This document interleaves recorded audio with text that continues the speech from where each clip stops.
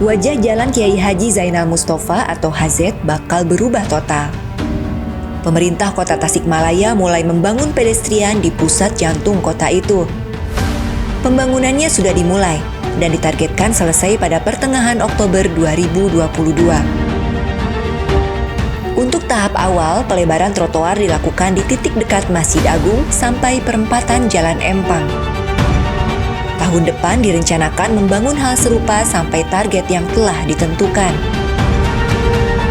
Kelak di sepanjang jalan mulai dekat Masjid Agung sampai perempatan Panyerutan tidak akan ada lagi kendaraan yang parkir.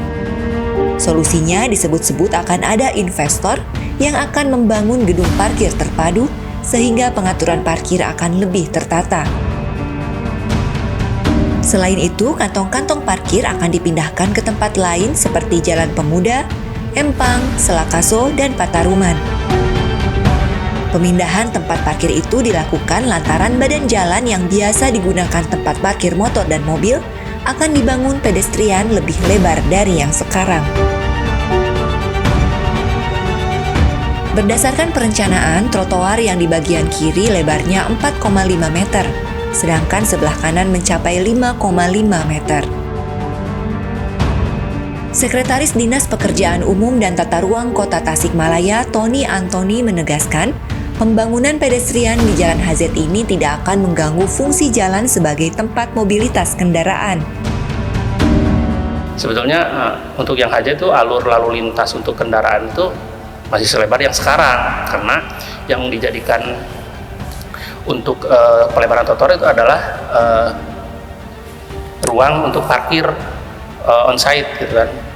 On-site parkir itu nanti dilebarkan menjadi trotoar. Nah, di situ jadi sebetulnya dari alur kendaraan tidak mengganggu gitu. Tony menjelaskan dalam penataan tahap awal ini bukan hanya menambah lebar trotoar, tapi juga membangun drainase, termasuk menyiapkan fasilitas pelengkap jalan, seperti tempat duduk, lampu penerangan jalan, dan aksesori lainnya. Ditanya bagaimana nasib para pedagang kaki lima yang biasa berjualan di sana, Tony menjawab pemerintah Kota Tasikmalaya sudah menyiapkan solusinya. Tapi ia tidak bisa menjelaskan lebih detail karena hal itu di luar kewenangannya. Untuk PKL, ada dinas terkait yang mengaturnya. Namun, bila melihat perencanaan makro, para pedagang kaki lima akan ditempatkan di pedestrian sebelah kanan. Sedangkan yang sebelah kiri khusus pejalan kaki dalam arti tidak boleh ada aktivitas jual beli.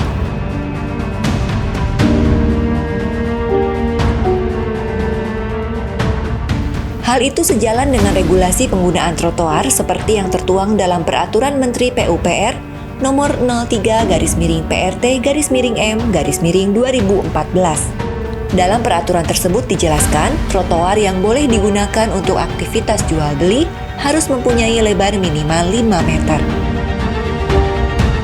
Di satu kota itu memang harus ada yang tadi saya sampaikan adalah place for people gitu kan. Tempat untuk semua orang gitu kan. Nah, jadi disitulah nanti aktivitas akan berkembang yang terkait dengan pedestal, pejalan kaki gitu kan. Bisa saja UMKM skala pejalan kaki gitu kan. Jadi jangan gambaran seperti menggelar dagangan tuh ya dengan volume sebagainya, akhirnya kan penataannya menjadi bias gitu. Jadi penataan itu adalah pengaturan, tapi tidak menghilangkan, mengatur gitu. Karena kalau di penataan itu yang kan ada ritme gitu. Jadi kalau sekarang kan PKL itu kan berdepet-depet, nanti kan ada ritmenya gitu kan.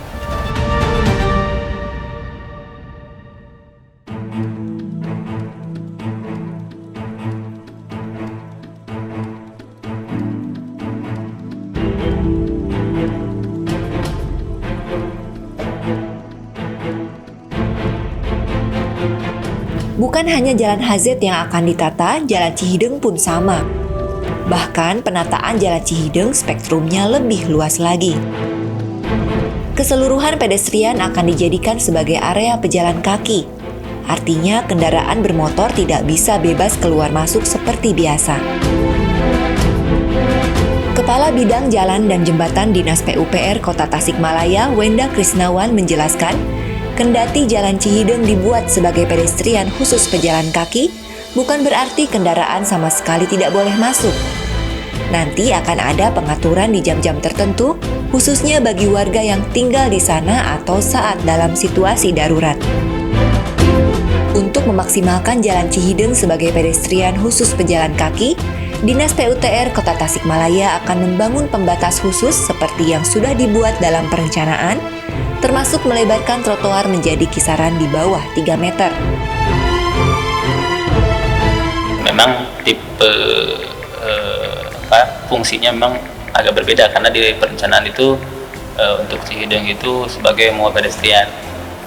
Jadi keseluruhan dari bangunan jalan itu merupakan area pejalan kaki seperti itu. Tapi bukan berarti kalau misalkan di tempat itu ada pemukim dan lain-lain tidak bisa masukkan not, tapi ada pengaturan dengan jam-jam tertentu. Itu juga termasuk mungkin ada semacam pengurus khusus ya, karena harus ada harus yang mempertanggungjawabkan terkait dengan pengelolaannya nantinya. Itu kalau tidak salah ada di aturan Permen PU nomor 3 2014 di lampiran bab 4-nya itu ketika pedestrian itu harus ada dibentuk semacam penanggung jawab dari area tersebut.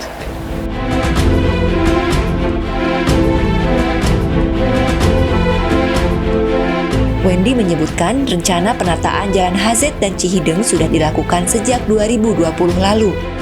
Tujuan utamanya untuk menata kota sehingga menunjang pencapaian visi dalam mewujudkan kota yang maju.